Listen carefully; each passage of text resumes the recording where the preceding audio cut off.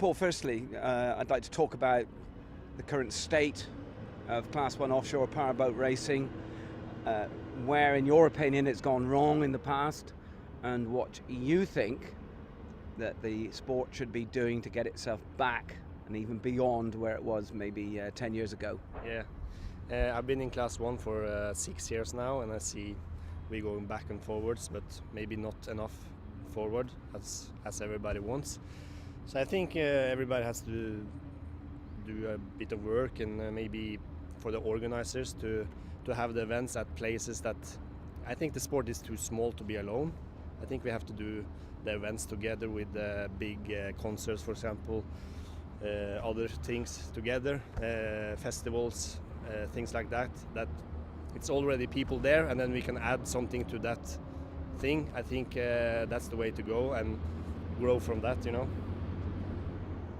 How about the sport itself? I mean, what does it need to do with its rules to make it more attractive to more competitors? I think the rules this year is honestly the right step with the torque sensors to really check the engines. I think that's really a improvement. Also the boats is getting, we are getting new boats into the series that is a little bit shorter, and that's make it even harder for the organizers to suit the courses for every boat. The way it is now, it's impossible to have one course that suits all the teams, you know. So it's really up to the boat builders to build boats that is good for the series, and the series to make good courses and venues for the. It's a cooperation between the teams and the organizers, I guess. It's a hard work, I guess. Indeed, and you brought the subject about the courses and the inshore, the offshore. I mean, Class 1 was always traditionally an offshore. Yeah. Those routes have gone. Do you believe that was a mistake? Do you think offshore should be offshore again? Yeah, I like offshore when it's really rough and up to the pilots, you know. It's not so much equipment when you're going out in the sea, but for spectators that's not good. I mean, for television it's really good because we have the choppers and you can have the pictures, but for the spectators on shore, on land, it's not so good with the offshore races. But I think it's gone too far now because we have some new boats in the series that is made for turning and short courses, and I think it's too late to go back to the rough courses again, to be honest. I think we must face that to get the public, to get the media and sponsors. You have to have a compact event, and maybe the course just where all the people are. I'm afraid so. Class 1 powerboating is very expensive, is the other thing, you know, by virtue of the way the boats are constructed and the engine configuration, etc. What are your feelings about making Class 1 powerboating more affordable?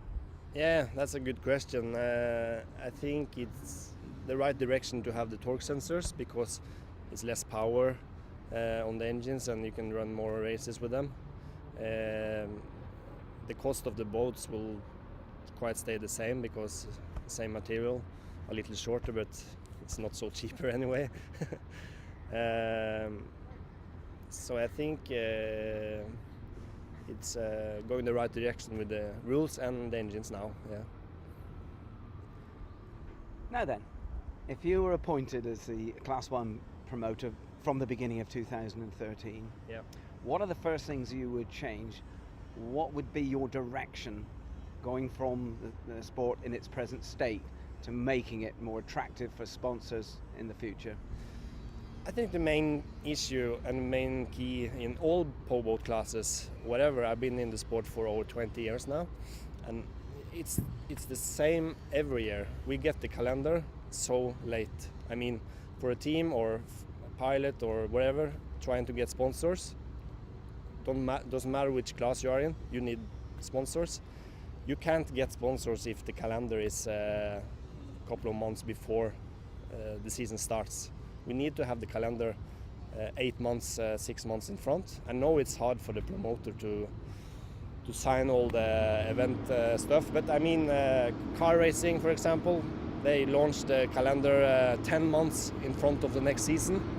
All the teams know exactly where to go. They can talk with possible new sponsors. We are going this and this and this and there. And everybody can sign up and go for that, you know. In powerboating, it's always a question mark. Sometimes 1 week before it's get cancelled. Sometimes it's new venue. And if you have an agreement with the sponsor to go to a country and they have commitments there, that's why they are sponsoring you. And you call them and say, hey, it's cancelled again. It's not good for anybody, and I think that's one of the key things that destroys for ourselves. Is we have no schedule that we can stick to, you know. And I think as a promoter, you need to have the plans and stick to the plan the whole year through. And yeah. So, okay, that's the calendar sorting it out. And anything that you, as the new promoter, as I said, if you were, anything else that you would pay immediate attention to and say, right, we have got to change this quickly? Yeah, I think you have to be more strict to all the teams, and we have some teams is really professional, and some teams, I have to say, in Class 1 is maybe not so professional. Maybe they try their best, but I think you have to have rules.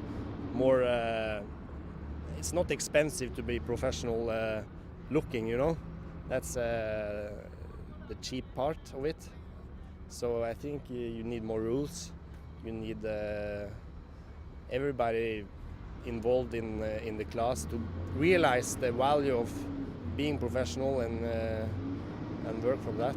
I think we can't compare us to Formula 1 car racing, but I think they are so professional about everything. I mean, down to the socks and the shoes, it's all the same on every team, and it's simple things that make the whole thing go higher, you know. Good. Anything else that you think needs immediate attention that would give the sport that lift to turn the corner and go upwards again? Yeah, I think about internet, be more aggressive on social media, all the news coming up on social media. I think we have started the job, but we are not so good that we must be. So I think they have to get their act together and stay more active. That's a really cheap way to promote the sport, is on the internet. So I think that's the way to go. And also have maybe all the races live coverage through internet. It's something we should have. And yeah. And also the teams should be much more better on the internet. I've been watching many team websites, and there's many bad websites. I mean, it's sometimes a disaster, and I think all the teams should get their act together and bring up a professional site. Some is good, some is bad, so I think it can be good. Moving on a little bit, what can you tell us about the Australian factor? Yeah, I've been in Australia for 4 years now, and racing with the Maritimo. It's been a really pleasure to go there so many times during every year. So Australia is my second home, I feel. I really enjoyed it, and the racing there is fantastic. I mean, it's all the classes together in one start, so it's a lot of action for the public all the time. They have a great passion for powerboating, all the people involved, and it's a big family that are working in the same direction. And I think the rest of the world has actually something to learn from the Australians to have the passion for the sport. I mean, yeah. With Maritimo itself, there's a lot of development going on. We know about that. We know about engines. We know about Mustang, and we know about a new hull currently under construction. Is that all part of maybe an effort to get back into some competitive competition in Class 1, or a new class completely? No, that's actually a plan that we have to get back to Class 1 for next season with me and Tom and Maritimo. That's the plan. So the boat is on the way, and suppose test it a month in the new year, in January, February maybe. So the goal is to get back, but I mean this boat is now built for the rules now, short courses, tight turning, and it's completely designed for that. And if the promoter now change to offshore races again, I mean all our work is in fact a waste. So I hope it can stay like it is. Good. Finally, Paul, you've been into offshore powerboating for 20 years. I mean, what is the great thing? What would you say to a promoter? What would you say to maybe a town or an event that's thinking about putting Class 1 racing into their calendar? Well, you know, what is the big thing about big boat racing? It's of course the power of it, and it's the only motorsport in the world that you have two people working together with mechanical things, and it's also very interesting because you have all the elements. You have the water, you have the wind, you have big jumps, you have close fighting sometimes. You have the whole package, and I think it's the ideal for venues like Dubai or somewhere else in the world where you have the ocean just on the front door.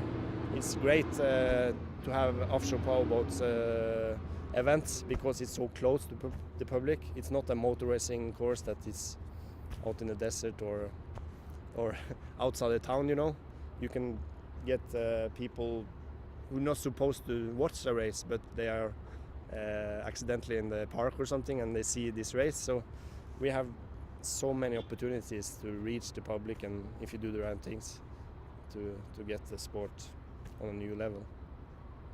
20 years is a very long time to be in one sport. If you could go back and start your racing career again, would you choose something else?